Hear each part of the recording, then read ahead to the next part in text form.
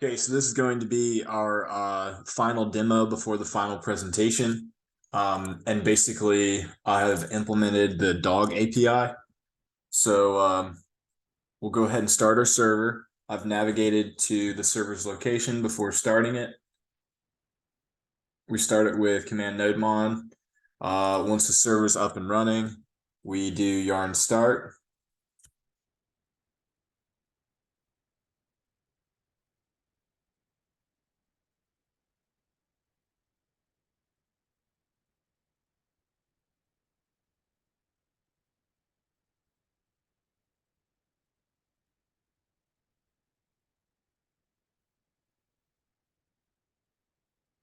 Okay, so this is our app at this point. And basically we have a nav bar at the top that will scroll on a single page application to each of the sections. We have a cat section where you can generate a random cat with a get cat photo button.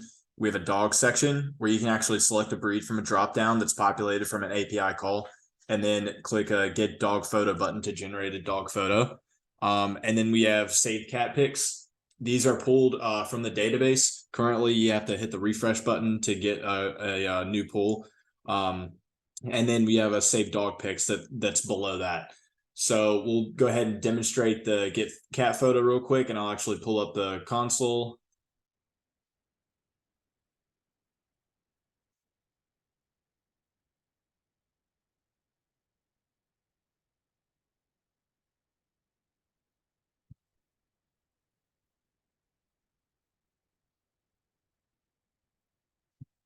All right, so we can see it. All right, so if we get a cat photo, here it is, and then we can save it, and we're told that it's saved.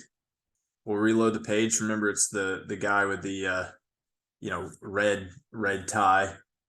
And it should be the last photo displayed in the cat section. So here it is. So that's working. Now we can, on the random dog generator, do the same thing. We start off with it disabled with the message select breed. And then so if we click the drop down, these are all of the breeds that are given by the dog API. So we can select a bulldog and then click get dog photo.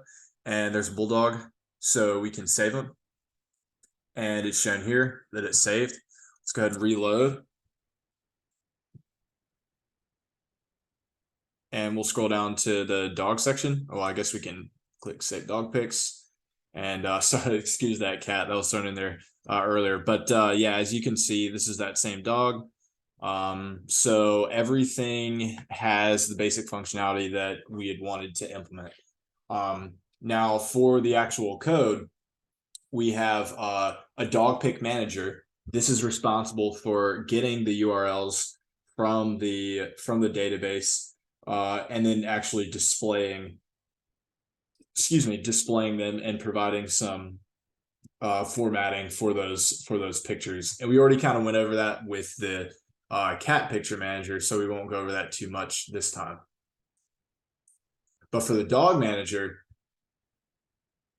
we basically have a system in which we have a stateful component that stores a breed state list, a selected breed, and a selected breed image URL.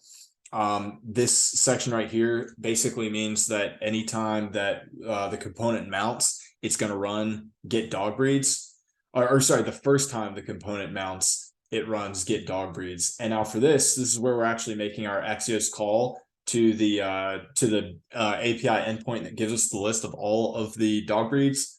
I did it a little bit differently than the code segment that you sent, but that helped me see what I needed to do.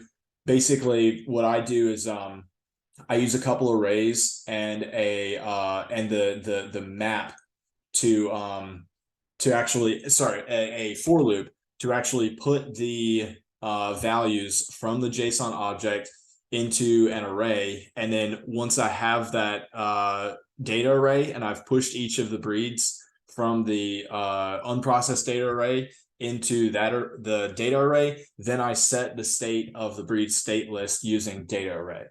And then we have an on breed change handler, and I'll show you where that's down here. Where is it? Right there. All right, so what this means is, anytime that we click like this right here, and we can select a breed, that on change is activated. And then, I just implemented a little bit of Bootstrap. And so, our buttons here are Bootstrap, our image. And then for the actual form, it's a subset of form, but it's a select right here. I used Bootstrap for that as well. And I think that about sums it up. I'm going to stop now. Thanks.